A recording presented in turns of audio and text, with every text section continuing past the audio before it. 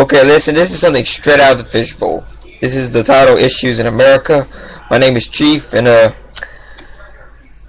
well, we have a lot of issues in America today. You can pick from a handful of ones and stuff like that. Should we legalize marijuana completely across the nation? Should we not? Should we do this and that? Okay. First of all, I'm going to take you through, I'm going to go through this with 3 phases. I'm going to try to cover every single topic that comes into my head. Here, I'm feeling a little philosophical, so bear with me on this. Alright, I got you one. Political parties, alright?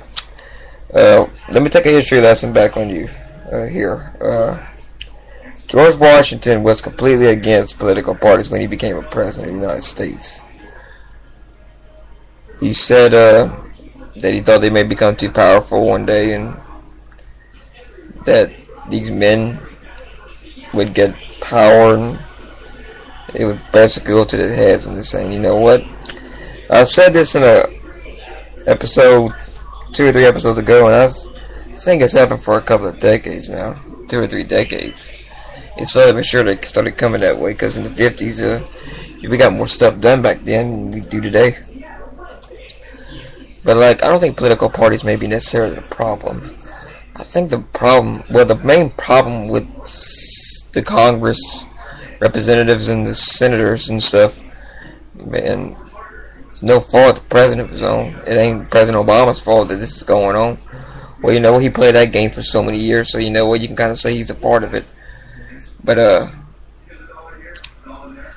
it's both parties' fault, to be honest with you, because I'm not a Republican or a Democrat. I'm independent. And the way I see it is this. There's one person saying, oh, like, okay, let's say there's a cookie jar, right? Let's say if, let's just take this, for example, Democrats want to take 3 cookies out the cookie jar. Republicans only want to take 1. But guess what? They're fighting over how many cookies they got in the cookie jar.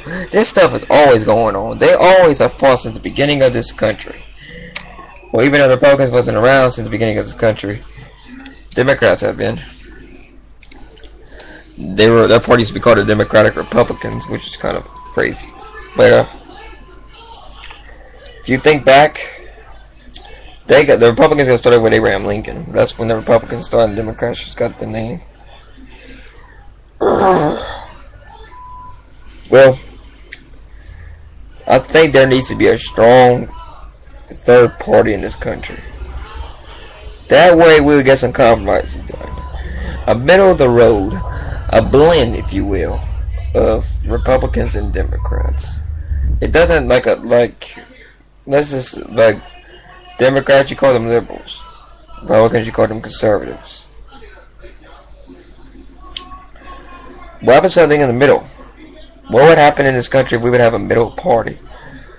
I don't know the answer to it. It maybe sounds like a great idea, but like we've selected many great ideas, like we've heard in the past, it seemed great on paper, but in real life it don't work.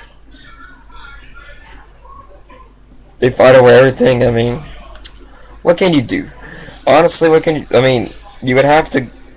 You know how many people you would have the influence to get this third party even running up there with them too?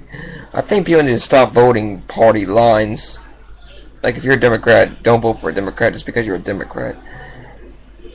Grow a pair, or if you're a woman up and say, I'm going to vote for this person because I think he's going to do the best job for this country. That is the problem today. If you vote for the person you know deep down in your heart that hit you, that sparked you in a certain way, then the United States will be able to become stronger than it's ever been before in its history. Once you have people that are in that mindset, and they're able to look at themselves and think, wow, I made a great choice and a great feeling. Well, now, like I said before, I thought Obama would raise the deficit if he came second term in office, and right now he's already going to increase the deficit by $3.9 trillion in 10 years because of the fiscal business. Okay, another thing, another issue in America. Second one I got online. How about the use of God in schools? You know, there's violence in schools and stuff like that. You know, but is it because we took God away in the public school system? Because if you really think about this, like I've said, morality has no place in the government, but it should have a place in society. There should have morals. Like, is it right or wrong to kill a person? It is definitely wrong. I don't care if you think it's right. That is totally psychotic if you think killing a person's right. Now, if it, okay, like, I mean, unless you're self-defense, there's a line right there that self-defense and you purposely killing somebody just to kill somebody. I mean, there's a line there. But I look at I wonder whose bright idea was it to get God out of schools, because it really don't make any sense if you ask me. Because, or okay, wait, hold up. Well, let's scratch that what I said. Okay, I pledge allegiance to the flag of the United States of America. That right there should be allowed in all schools. I don't care who you are. I don't care if it says under God. You should say the Pledge of Allegiance in every school in this country, because that is a sign of loyalty, and that's something we've lost, evidently. Because if you cannot literally stand up, put your hand over your heart, and say, I pledge allegiance to the flag of the United States of America and for the republic for which it stands, one nation, under God, indivisible, with liberty and justice for all.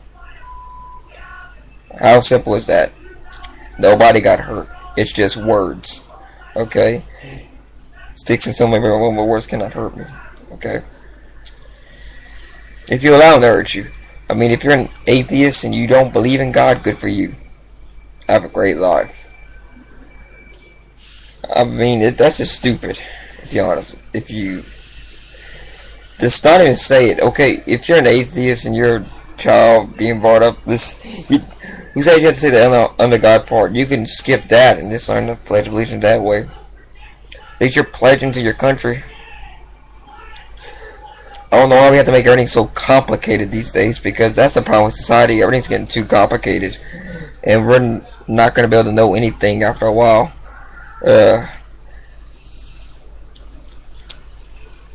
I'm actually, you might think I'm going to sound like an old man, but I'm actually not really old.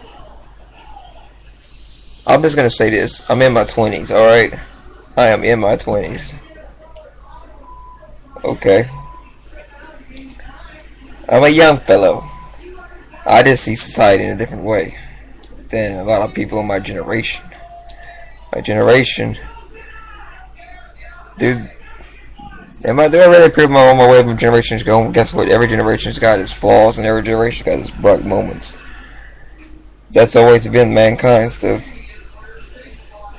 But I tell you what, there's previous generations out there that have really screwed over other generations and stuff, but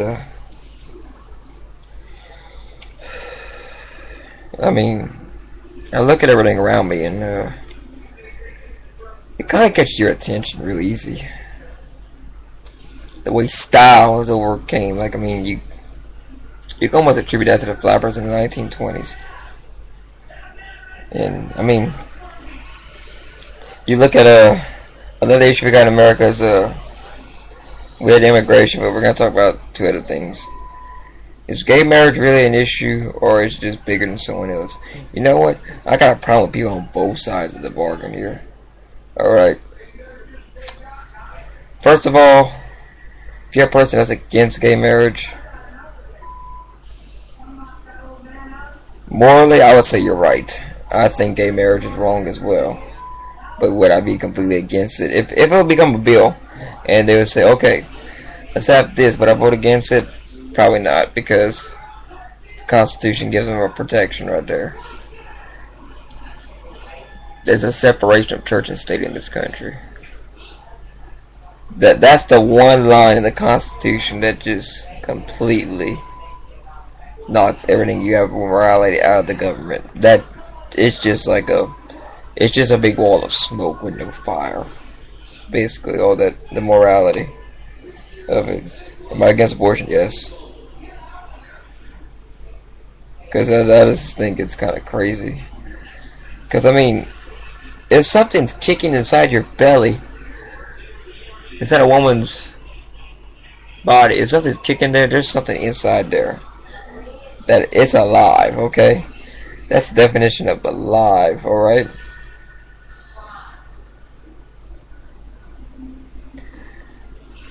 I think everything in the Constitution, there's something right. Like some people want to take away the kind of thing about gun control. Completely taking away guns would be a terrible decision. That's why Japan was afraid to invade America in World War II, because basically every citizen had a gun on their hand. Would you want to break into someone's house? Yeah, I'm going to steal everything in his house. They pull out a shotgun. You got a pistol. Well, the pistol's bullets, even if you hit the person, it won't hurt them nearly as bad if you got a freaking 12 gauge shotgun pointed like point blank range. Guess what's gonna happen to you? Point blank range, that shotgun's gonna leave a bigger hole in you than the Grand Canyon. But the Grand Canyon isn't coming through you.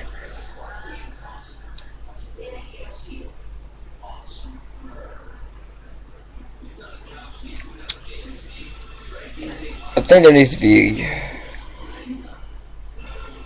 like we've talked about, the Pledge of Allegiance and stuff like that, and schools in general. Do they need more protection? Well, people would say consider warming people, but that's teachers. But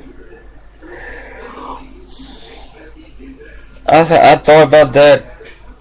That's a difficult subject here. There's so many issues in this country. Should marijuana be legalized across the country? I believe it's too widespread to stop it. And you know what? You can put a tax on, you make more money for the government. That just seems like a logical reason. But yeah, I know you can't, like, cocaine and stuff, that's just crazy. You shouldn't even have that around here. I mean, that's just stupid to even think about using that. But, it's like basically I lost cigarettes today. Like, that's why I'm just giving, oh, we're gonna outlaw cigarettes. Too widespread, like I said. You see how prohibition worked out with alcohol? Nobody drank during prohibition. BS. Drank more during prohibition than they did whenever alcohol was actually legal.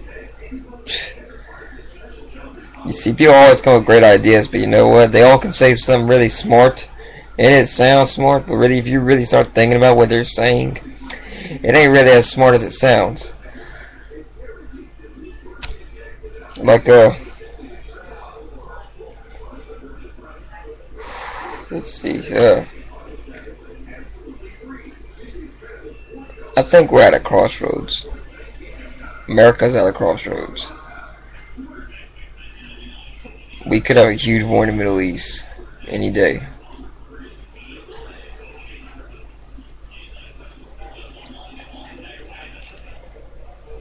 We've got our man in Afghanistan and Pakistan. You know who I'm talking about. Bin Laden. I'm reading a book right now called No Easy Day by Mark Owen. Very controversial book. And,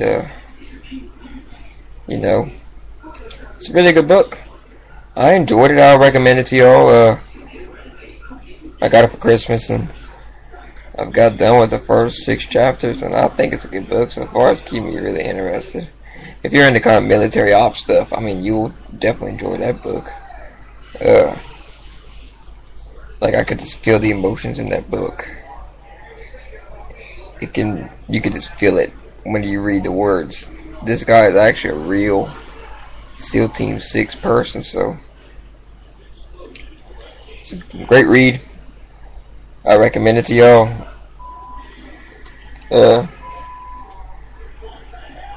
This is what I learned so far.